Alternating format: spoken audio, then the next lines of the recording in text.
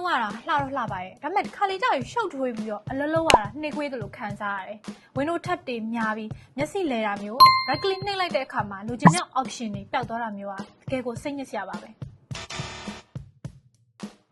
ဒါပေမဲ့မပူပါနဲ့ဒီပြဿနာကိုဖြေရှင်းပေးမယ် Windows 11ရဲ့ feature 6မျိုးကိုဒီနေ့မှာပြပြပေးသွားမှာပါဒီ feature 6မျိုးကိုသိမယ်ဆိုလို့ရှိရင်တော့ Windows 3တဲ့အခါမှာ Pro တယောက်လိုမျိုးသုံးလို့ရမှာဖြစ်ပါတယ်ဗီဒီယိုလေးမစခင်မှာတော့ User Guide by Unit ရဲ့ Facebook နဲ့ TikTok channel ကို like and follow လေးလုပ်သွားပေးပါဦး User Guide by Unit ရဲ့ YouTube channel ကို subscribe လေးလုပ်သွားပေးပါဦးပထမဆုံးတစ်ချက်ကတော့မျက်လုံးသက်သာစေဖို့အတွက် Dark Mode feature ပါအဲ့က personalization ကိုသွား color ကိုဝင်ပြီး Dark Mode ကိုရွေးလိုက်ရုံပါပဲ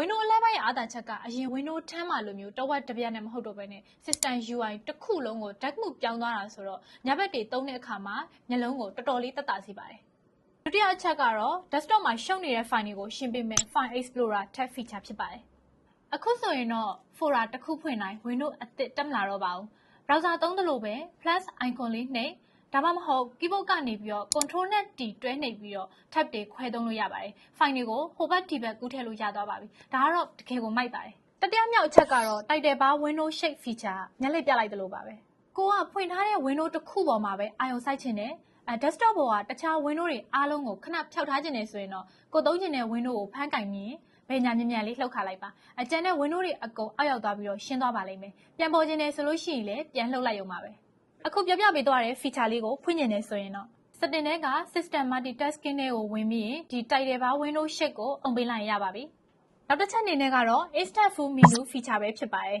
။ right click နှိပ်ပြီး show more option ကိုထပ်နှိပ်နေရလို့စိတ်ညစ်နေပြီလား။နီးလန်းကတော့ shift key ကိုဖိထားပြီးမှ right click ကိုနှိပ်လိုက်ပါ။ဒါဆိုရင်တော့ classic menu ပြည့်စုံပေါ်လာပါလိမ့်မယ်။နောက်တစ်ချက်ကတော့ classic style feature ပဲဖြစ်ပါတယ်။ start menu ကအလဲရောက်နေတာကိုသုံးနေကြမဟုတ်ဘူးဆိုရင်တော့ဘယ်ဘက်ကိုရွှေ့ပြီးတော့မှသုံးလို့ရပါတယ်။